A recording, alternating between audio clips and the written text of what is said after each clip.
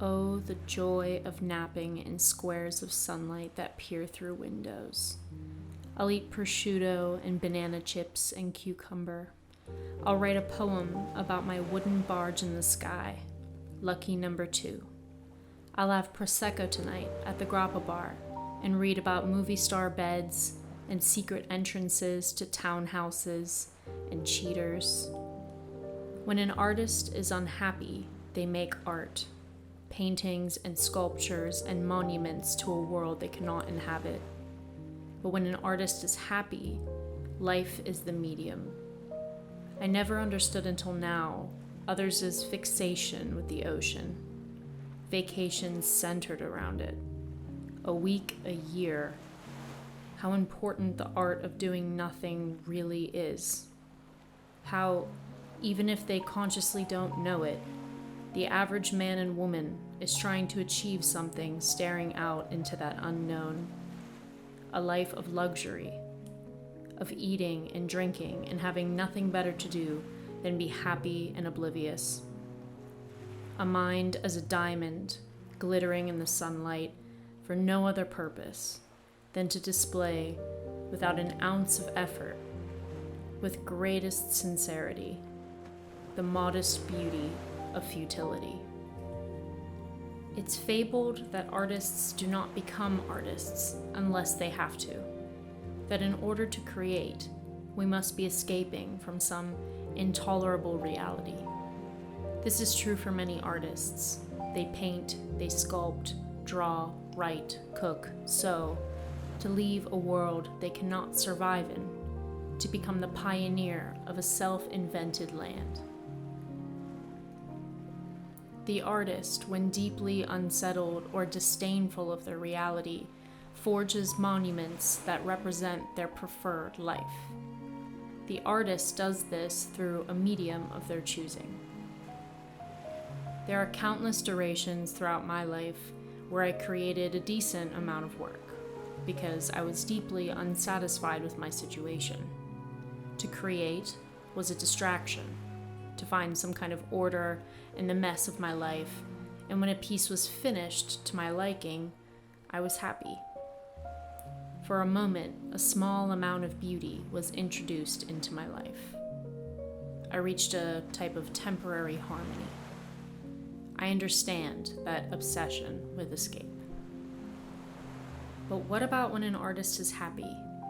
What happens when an artist wakes up each day in the sublime of their own contentment, merry and almost giddy? This is not a video about the tortured artist or about how mental illness or strife produces good artists.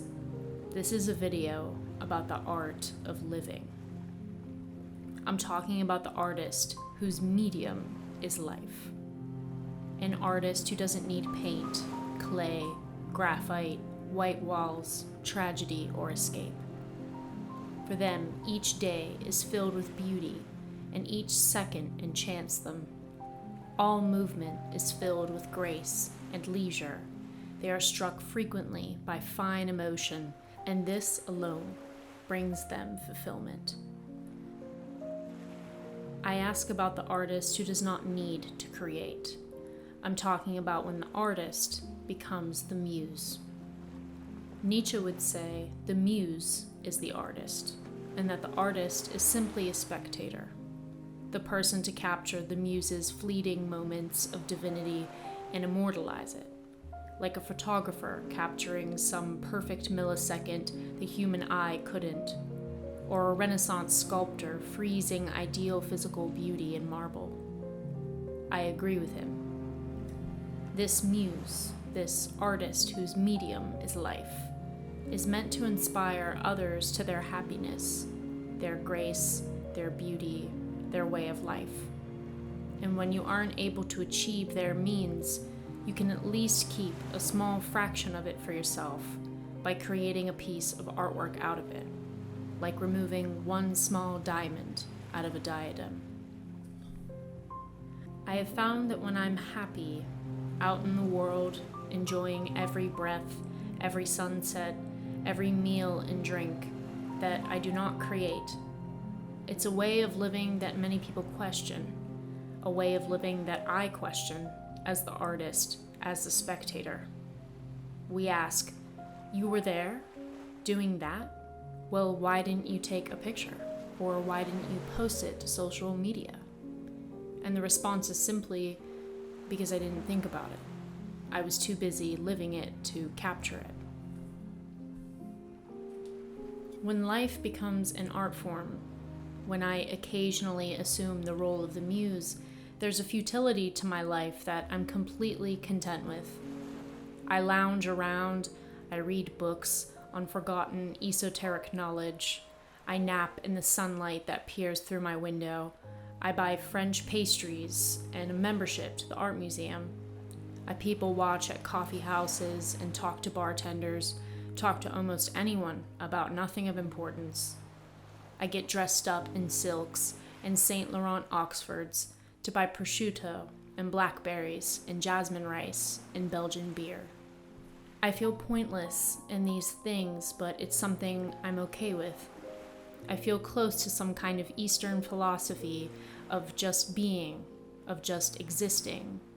And for a day, or maybe it'll be a month or two, I am completely free, untethered, oblivious, and fully at peace. Living beautifully, leisurely, becomes a way to transcend this obsession with achievement and with pride. I think to myself often during these artful excursions, what more does one need? Good food, good wine, good conversation, intimacy with others, one silk dress, a Goya painting in the bathroom, and grace. Really, is there anything more that one could need? I used to mock the mass that always chose the beach for their vacations. I thought it was just to numb themselves. 1 week a year to get drunk in the scorching sun, staring out into a cornflower blue ocean. I would say, why is there no discovery or adventure? Just a Bud Light on the beach and a starchy towel from the tourist trap across the road from the ice creamery. But now I am not so hostile towards them.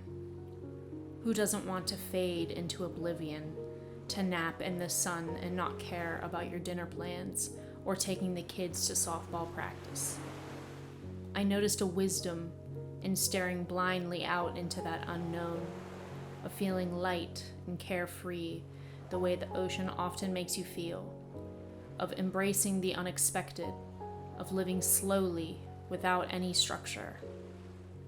I look at the leathery and oiled husband and wife on their fluorescent blue folding chairs as gods, unbothered, indifferent, happy, divine.